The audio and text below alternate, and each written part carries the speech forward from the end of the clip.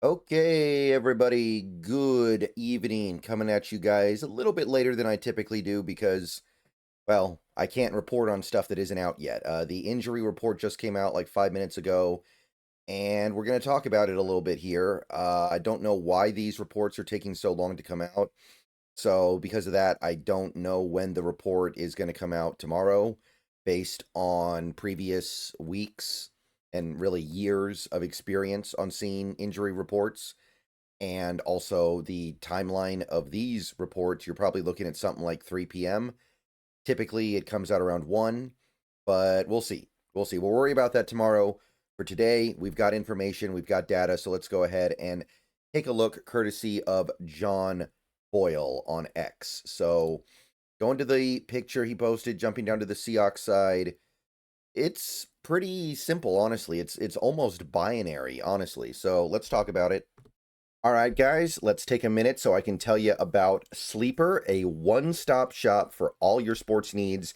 You can celebrate and chat on sports games in real time with other users. You can get the fastest scores, blazing fast sports news and sports alerts right at your fingertips. And of course, you can use Sleeper to play in fantasy leagues and win real money on picks contests. This is the way sports were meant to be enjoyed together. So download Sleeper today.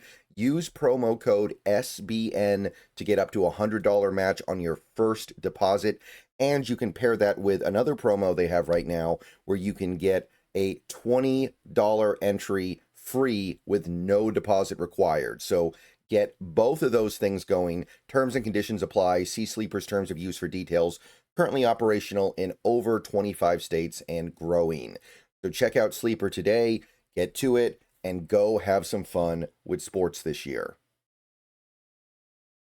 So every single player listed, and real quick, let me just go ahead and say this. Today was a walkthrough, so you have to take this with more grains of salt than yesterday, which was an estimation, but still not very many grains of salt. Understand that. So we're going to go through it, but just understand today was a walkthrough and everything is just kind of a little an educated guess. However, almost everything here is encouraging, right? We have 1, 2, 3, 4, 5, 6, 7, 8, 9 players that were full participants today, two of which were projected to be limited yesterday, DeMarcus Lawrence and Cody White.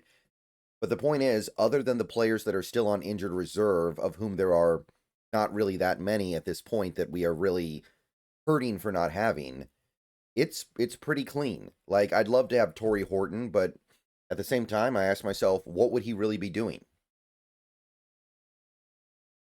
Derek Hall, DeMarcus Lawrence, Abe Lucas, Mike Morris, Ty Okada, Jaron Reed, Cody White, Leonard Williams, Derek Young. We're good. We're good, people. So nothing to really worry about here. The one thing we have to worry about, unfortunately, this is a pretty big something. There's no way to sugarcoat it. It would be a big surprise if Charles Cross, after a second day of a hypothetical did not participate in practice, is actually going to play. And let me zoom in a little bit on the face cam a little bit. That's not typically how I have it. There we go.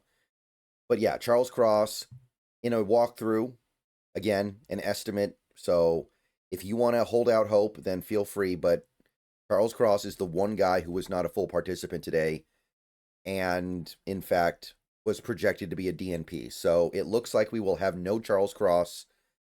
You can hold out hope if you want to, but doesn't look good.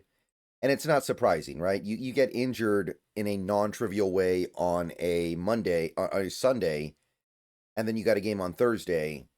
It's not likely you're going to make your way back. And maybe you'd make your way back for it if it was the Super Bowl.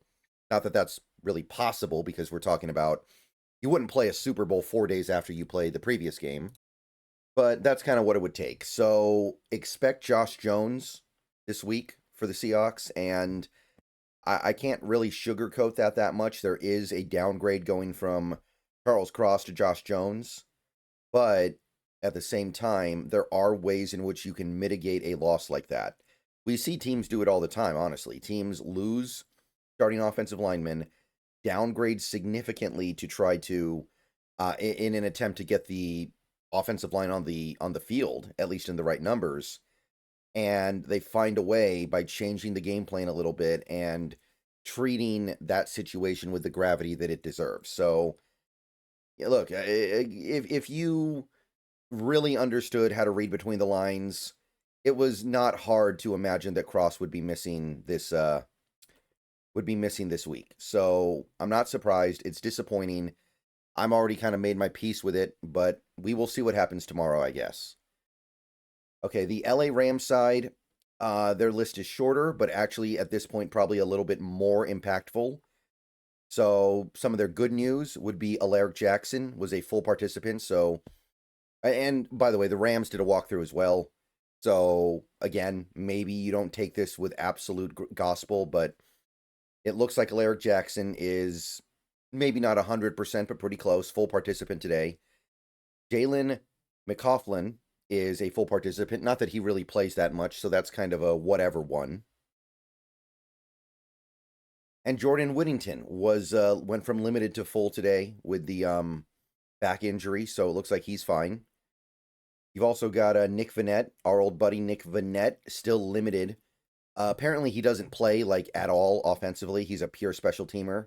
He literally hasn't played a snap all season, apparently, so there's not really much to say there anyway. He can play, he can not play, it doesn't make a big difference. But the big one here, the big one right here at the top, and I think we can start kind of crossing these guys off here. I know that McVay is kind of trolling a little bit. He's trying to say, hey, don't count them out. Don't count these guys out. But if you're not practicing on a Tuesday walkthrough, there's no way you should be playing in the game, especially if you're Devontae Adams, who just re-aggravated the injury and is an old man in NFL standards. So there's no way Devontae is going to be out there, I don't think. If he is, it's probably a very, very poor decision driven by a desperation that the Rams really should not be feeling. So I think you can kind of cross Devontae off. Braden Fisk, this is a little different. He's younger. A quick bounce back is not outside of the realm of possibility, but again, listed as a did not participate today. Yes, it's a projection based off a walkthrough, but it would be a surprise to me if he played. And that's another key player for them. He is in many ways the straw that stirs the drink in that LA defense. Everyone talks about Jared Verse and Byron Young, but Braden Fisk, man, really, really fun, unique player.